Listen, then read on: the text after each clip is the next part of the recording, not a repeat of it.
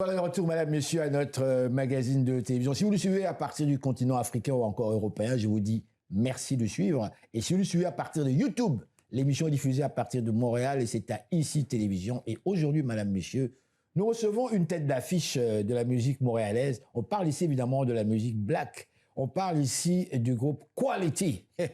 Bonjour.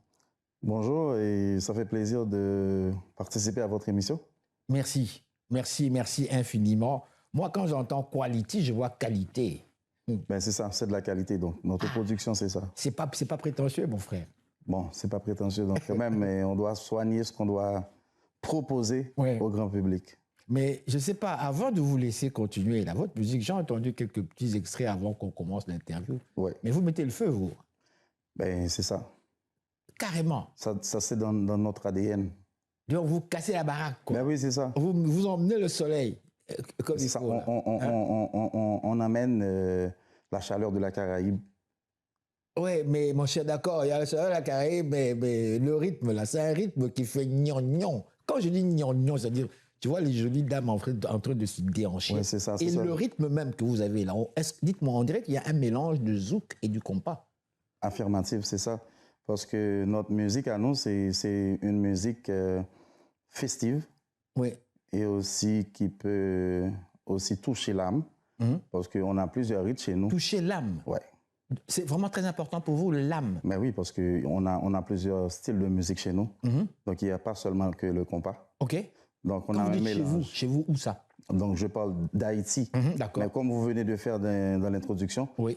Tout ce que vous avez dit, c'est exactement ça. Qu'est-ce que j'ai dit, mon cher? J'ai dit tellement de choses. Là, vous avez dit que c'est la musique afro, pop.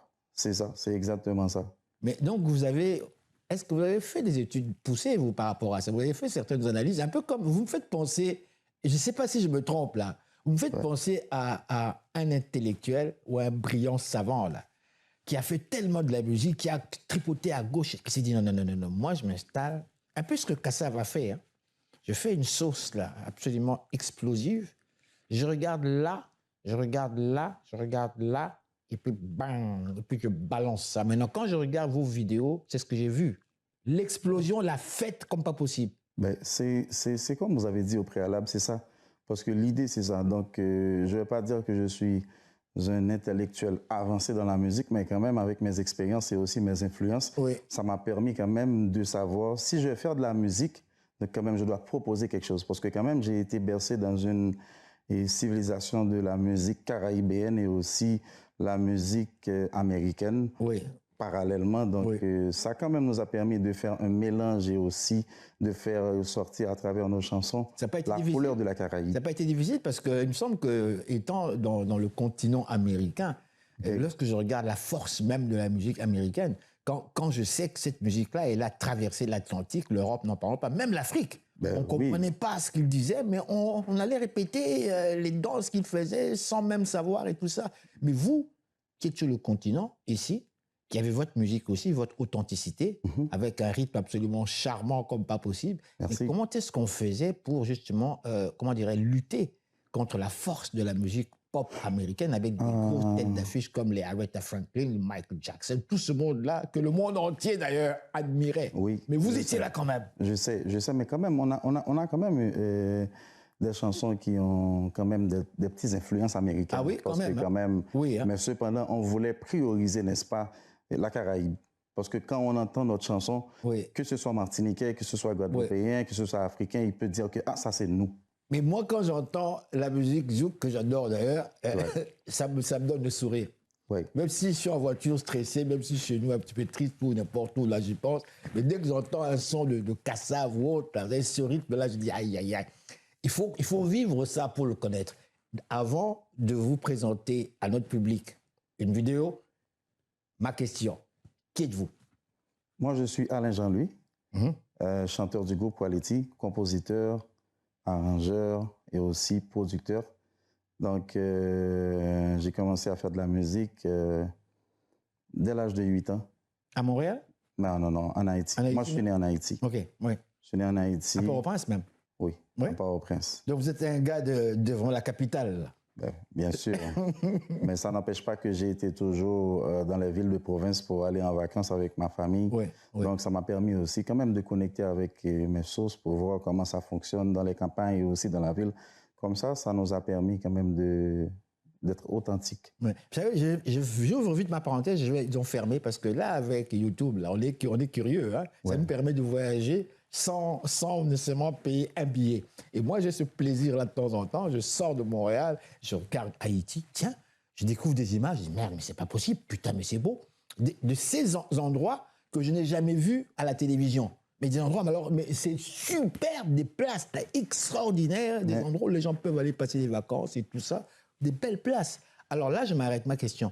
Pour vous, qui connaissez mieux que moi, qui a vu quelques images, qui connaissez votre pays avec ce qu'il y a comme paysage et tout, ma question, ça va me faire mal, merde, de passer du temps ici. Je peux dire que et de se dire, bon, je dois quand même gagner ma vie et vivre, être heureux. Bon, et je comprends bien votre question et aussi, ça, c'est quelque chose qui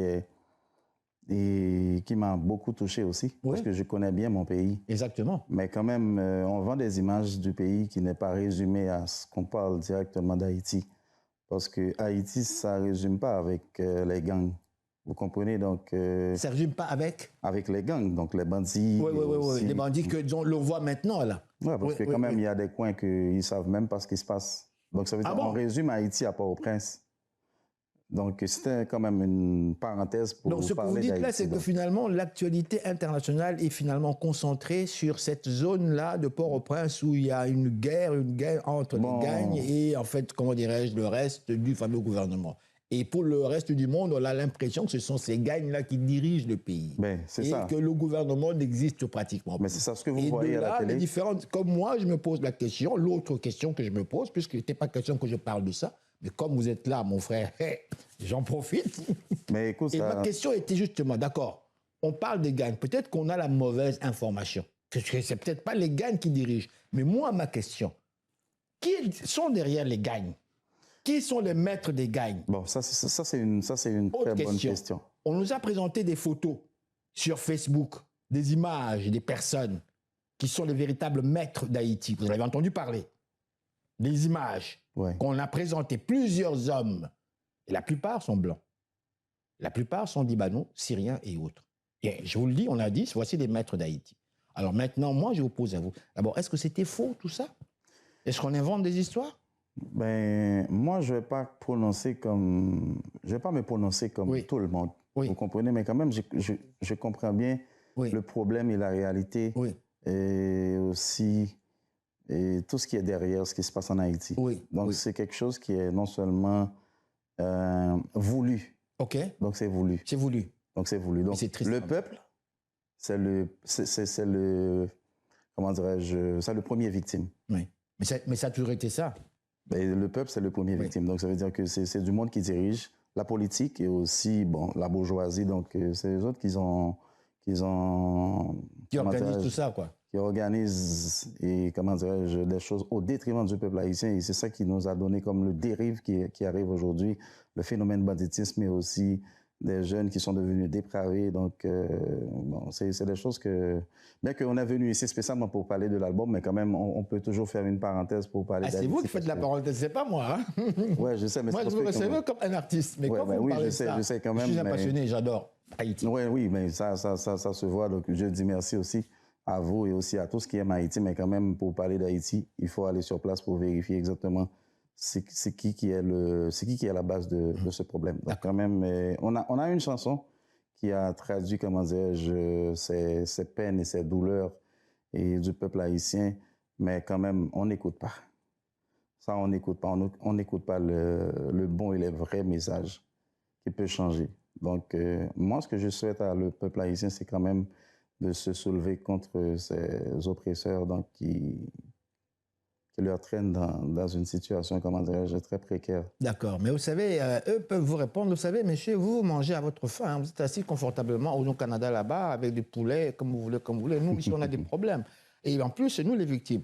Alors, avant de nous demander de nous soulever, parce que vous-même, vous ne vous organisez pas, vous-même, en tant que membre de la diaspora, qui avez les moyens, qui avez l'argent, qui avez le pouvoir de nous aider, et de planifier avec vos gouvernements sur place, faire des choses plus concrètes, plus diplomatiquement, pour nous faire en sorte que l'on se libère.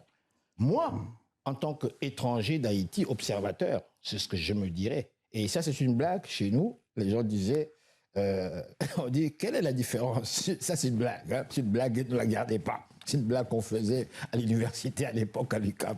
Vous savez, quelle est la différence entre le soldat africain et le soldat arabe qui, lui, est vraiment plus radical? Il dit laquelle? Il dit l'Africain. Quand son fameux maître dit, bon, maintenant, moi, je t'envoie en guerre. Vas-y, tu vas tirer sur un tel. Le soldat va dire, non, tire d'abord toi, moi, je vais tirer après. Parce que je ne le ferai pas. Alors que l'arabe va t'exploser, il va s'exploser. Il dit, c'est là la grande différence. Alors, c'est une question de, comment dirais-je, il n'est pas dit que tout le monde est disons ainsi. Ouais. Il y a aussi des radicaux. Ouais. Chez nous, ça n'existe pas. Bon, en quelque sorte, je peux dire que... On est pacifique, on prie. C'est vrai. Mon frère, allons-y avec la vidéo. Ville de rêve, viens d'y être la multiculturelle. Sur la place d'Armes, les artistes s'enflamment. Tout le monde s'acclame, voilà tout ce qui justifie notre état d'âme. Terre de feu, ville de rêve, fier d'y être.